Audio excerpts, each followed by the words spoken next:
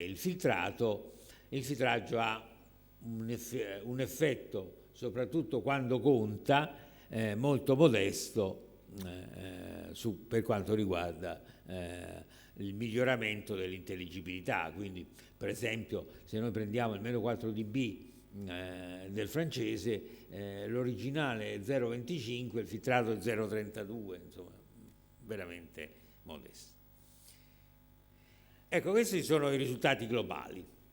Allora, noi abbiamo che utilizzando 0 dB e frasi senza senso, già l'intelligibilità è il 50%. Secondo me, appunto, 0 dB è un limite al di sotto del quale la trascrizione non dovrebbe essere usata in ambiente giudiziario. Meno 4 dB, poi diciamo siamo al 30%, quindi sostanzialmente è diciamo un azzardo poter dire che si riesce a avere una attendibilità della trascrizione.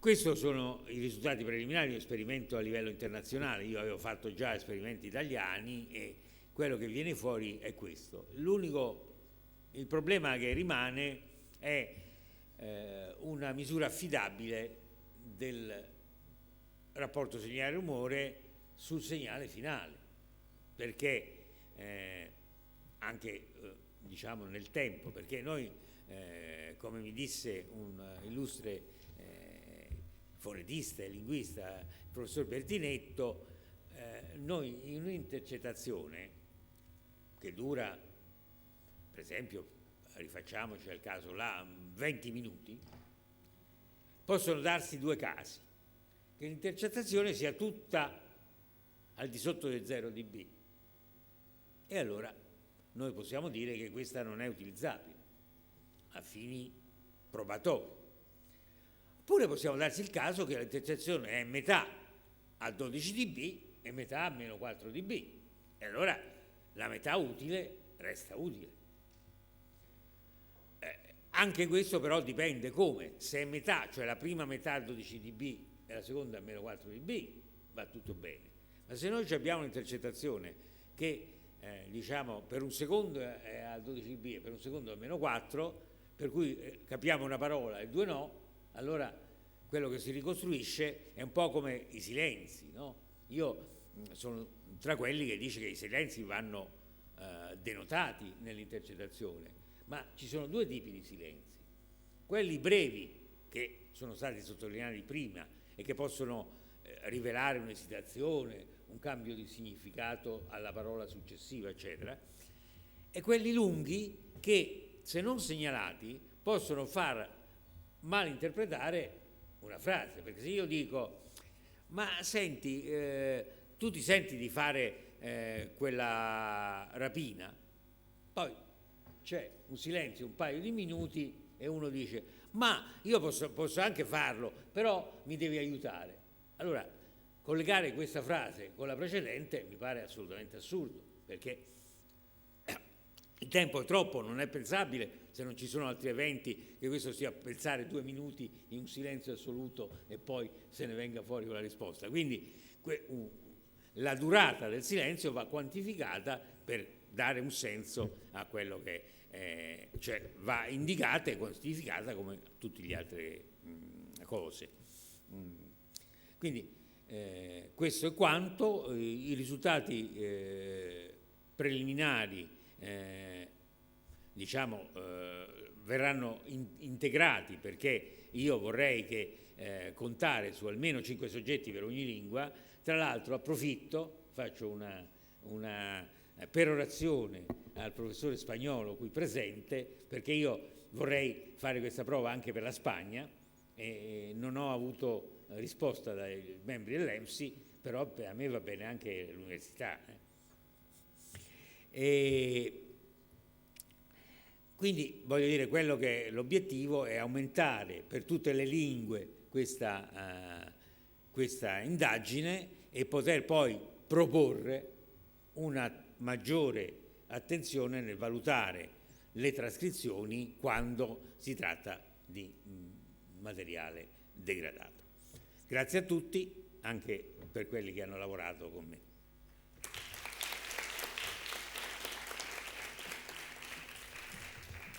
Ringrazio Andrea Paoloni e ora siamo arrivati alla conclusione di questa tavola rotonda.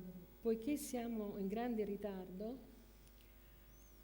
proporrei di rinviare il momento delle domande ai membri della tavola rotonda alla fine della presentazione delle imprese, o altrimenti, siccome tutto il materiale è stato videoregistrato e sarà collocato nel canale dove è possibile fare domande e avere risposte, usare questa interazione virtuale, perché abbiamo dei tempi molto stretti e mi dispiace anche per la collega australiana che essendo di mentalità british probabilmente è anche molto puntuale, quindi mi scuso ulteriormente per il ritardo con cui inizia la sua relazione e di nuovo passo la conduzione della presidenza alla collega Laura Magliottini.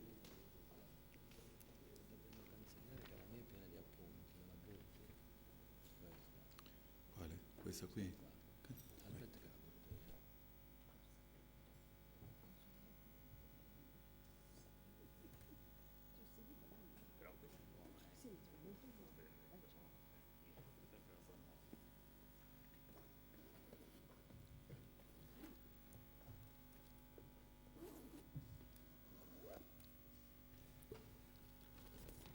Sì.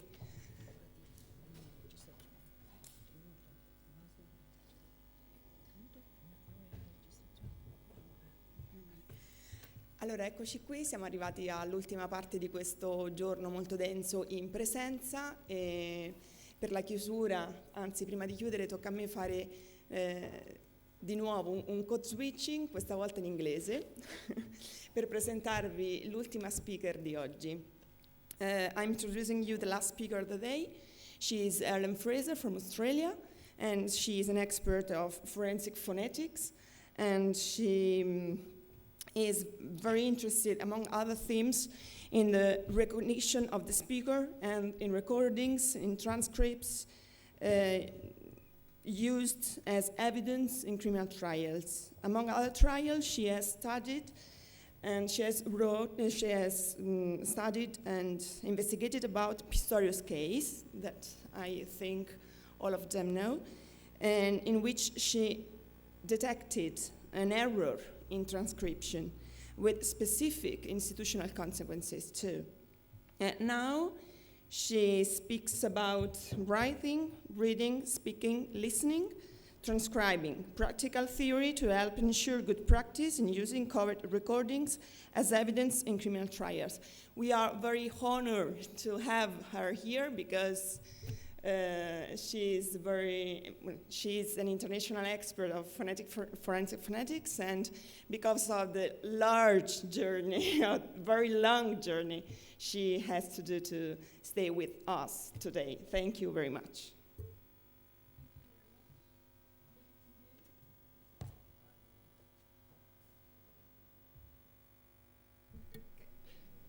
Now it's probably too loud. Can you hear me?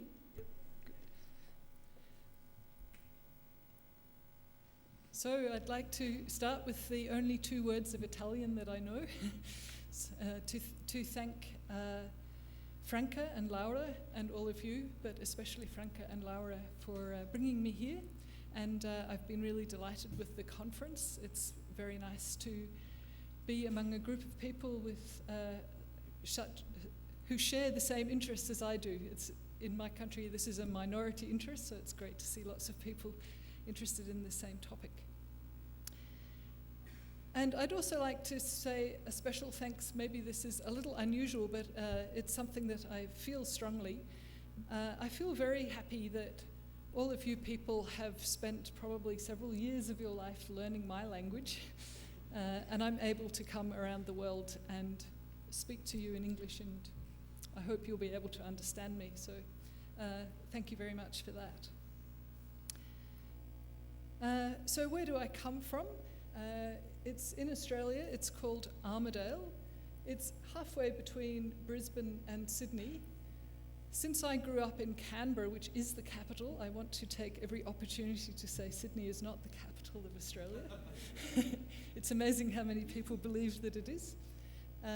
But I now live in this small town, Armidale, northern New South Wales.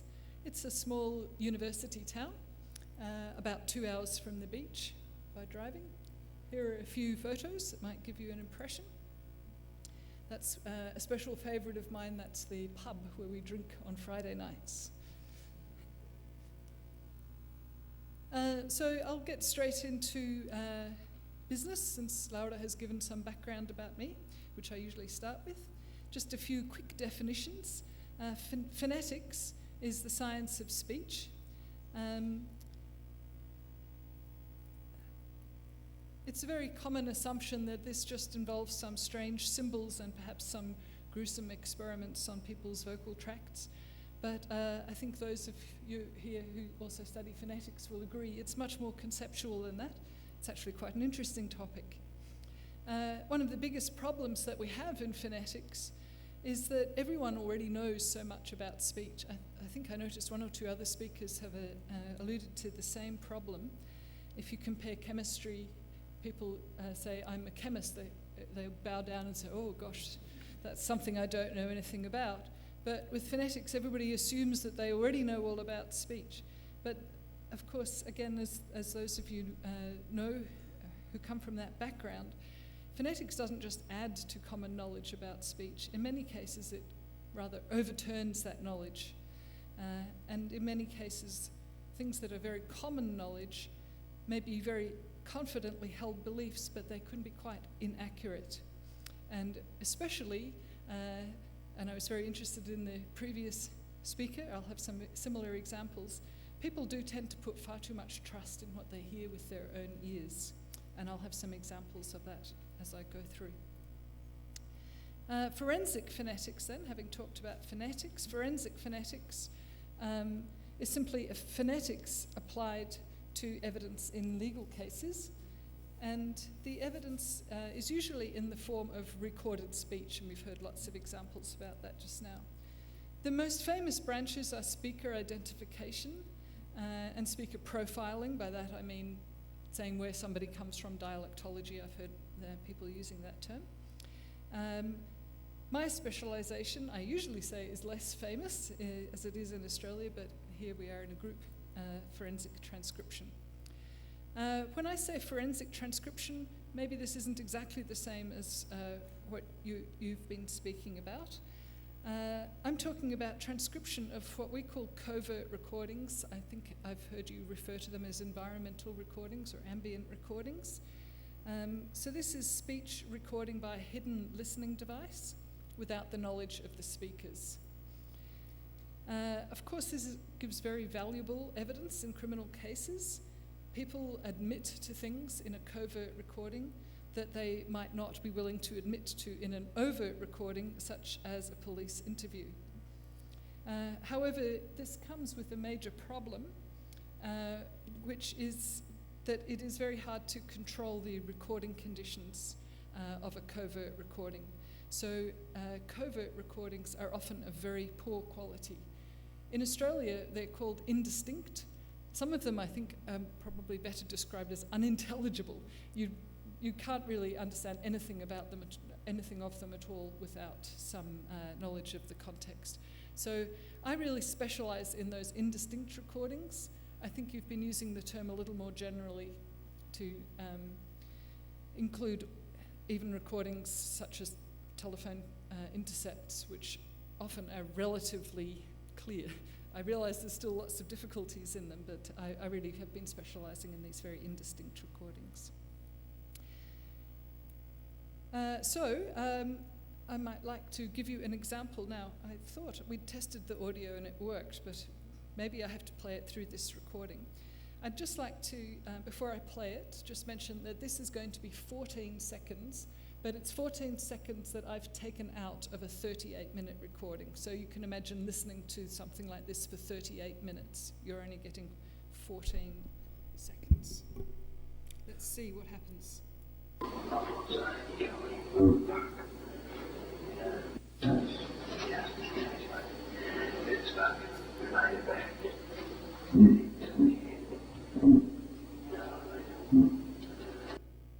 So first of all, could you hear it? Second of all, could you understand it? So I hope the first answer was yes, and the second answer was no. So that's just to give you an example of the type of thing I'm talking about. Probably similar things are very familiar to some of you, but maybe not to all of you. So some of the issues that I've been dealing with in forensic transcription, these obviously are going to relate to Australia. I haven't made an attempt to try and guess what it might be like in other countries, but hopefully we'll be able to discuss any similarities or differences afterwards.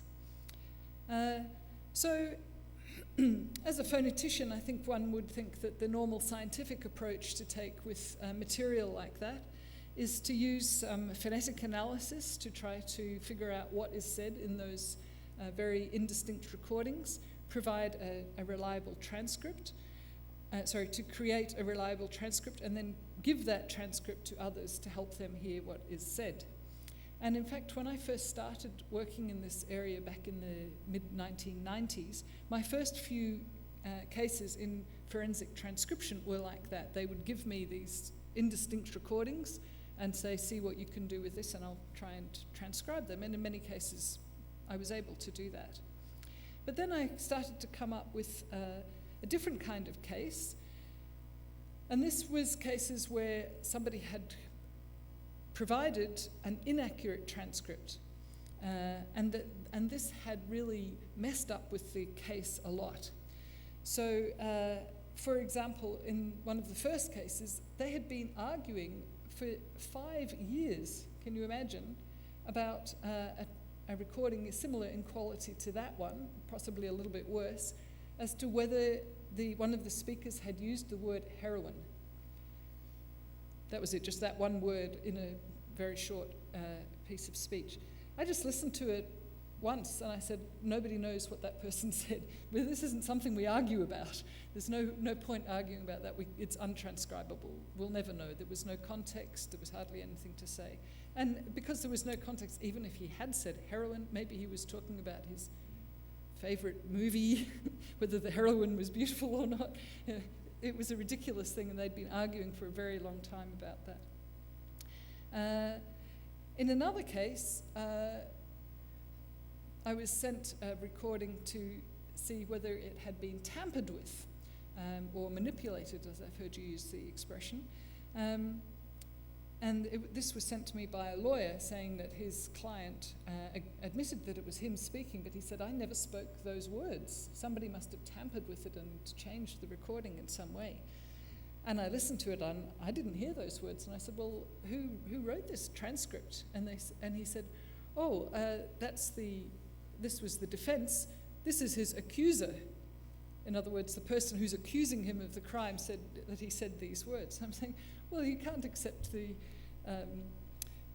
transcript of somebody who's involved in the case to that extent. That just seemed crazy to me, too much background knowledge there. And this is when I started to discover that in Australia, the legal approach is very, very different to what I assumed would be the scientific approach. What they have usually done is had the transcript provided not by an expert or a phonetician or even somebody independent, but by somebody who knows the background context of the case. It's usually a detective from the case. In that first case I just described where they'd been arguing all that time, it was a detective, but it's not always. In the second case, it was the defense. So this made me feel quite worried. I thought if this is just routine, then they're going to have a lot of inaccurate transcripts in cases. And this could be influencing the justice system quite a lot. And that was because I knew that knowledge of context is often useful in hearing, but it can also lead to some errors. And this is very well known in phonetics. We've just had some excellent examples in the previous talk. But I like to quote this study by Bruce that goes right back to 1958. And Bruce was an English phonetician I think he was really a psychologist, but he worked on speech, exploring the effect of context, or as he called it, set, the mental set of the listener on perception. So he did this quite interesting experiment where he recorded a series of sentences like these ones. I think there were about 12 sentences in one group and then another 12 in another group. So here's sentence 1, I tell you that our team will win the cup next year. Sentence 2, you said it would rain, but the sun has come out now. So similar types of sentences, similar types of length. And he masked the sentences with noise, white noise, until the average listener with no context found them 25% intelligible, so they could hear about a quarter of the words. And his hypothesis was that the sentences would be more intelligible if the listeners had some context, and he gave them the context by providing a keyword. So, for example, for sentence 1, he provided the keyword sport. If you say, okay, sport, so they're expecting a sentence about sport, then they hear that one, or the second one would be weather, etc., other keywords for different sentences. So his first discovery was, as he expected, he confirmed his hypothesis. The keyword did, in fact, raise the intelligibility of the sentences. But he also made an unexpected discovery, which was the effect of the wrong keyword. You might suggest that hearing the wrong keyword would make the sentences less intelligible, make more errors. In fact, that's not what happened. Let's look just at sentence 1 several times with a different keyword. So here's sentence 1 again with its correct keyword sport, and people were quite likely to hear the sentence correctly. However, if you played the same sentence, but this time with the wrong keyword such as food, they might hear a sentence about food. I tell you that I feel more hungry than you are. That was just one example. There were other examples. And you can see there's a vague similarity in the sentences, but that one's certainly been influenced by the keyword. Similarly, if you play it with travel, you might hear something like, I tell you that I too will leave next year. So again, some similarities there. So the most important discovery that he made was there is no diminution of confidence. People are just as confident in hearing these incorrect perceptions as they are in hearing the correct perceptions. And that was surprising at the time. But we now know this has been replicated many, many times, and we now see this throughout forensic phonetics. Those of you who are involved in forensic phonetics, I'm sure, will agree with me here. There's usually a very poor correlation between confidence and accuracy in all kinds of judgments about speech. And this is quite similar to eyewitness accounts, as I'll be saying more later on. So, going back to my story, when I discovered that they were using these getting people who were involved in the case to make the transcripts, that was why I was quite worried, because it's very likely to result in some errors, and I wrote about that in the paper that you see there. I was trying to make an explanation for the lawyers why you shouldn't do this. I was quite surprised at the response that I got from them. Instead of saying, oh my gosh, we'll have to do something about that, we don't want to have incorrect transcripts, they said, don't worry, the transcript is only an aid. And they explained what the law is in Australia. I don't know if it's similar here. The transcript is provided to the jury, but the judge has to caution the jury with the instruction that the audio is the evidence, the transcript is not the evidence. The transcript is only an aid. They should listen carefully and reach their own opinion as to what is said in the audio. Unfortunately, this didn't stop me from worrying, because because I also know, as I'm sure many of you know, and we've just seen some good examples, having a transcript in front of you, especially with indistinct audio, is very likely to influence the perception of the jury. So I didn't think it would be easy for them to reach their own decision independently. So I started to think, well, and how on earth did this Australian law develop like this? I started doing some research and discovered these terms. Police are considered to be an ad hoc expert because of their knowledge of the case, and they're listening many times to the recording. And we have this other term. It looks like the French word aide-mémoire, but it's used in a very different kind of way. I wrote another paper, but in the meantime, I discovered an opportunity to give a more graphic demonstration than writing all this technical mumbo-jumbo for the lawyers. And that was through the case of David Bain. This was a case in New Zealand in 1994 where a young man came home from his paper round early in the morning and made an emergency phone call. Possibly some of you have heard this emergency phone call before, but I'd like to play it for you. It's just 1 minute in duration. I warn you, if you haven't heard before, it is quite distressing. It's a young man coming home and reporting that he's found his entire family are dead. But I'll play it for you. Who's can help you? Help! They're all dead. What's the matter? They're all dead. I came home and they're all dead. Whereabouts are you? Every street. Or every street? 65 every street.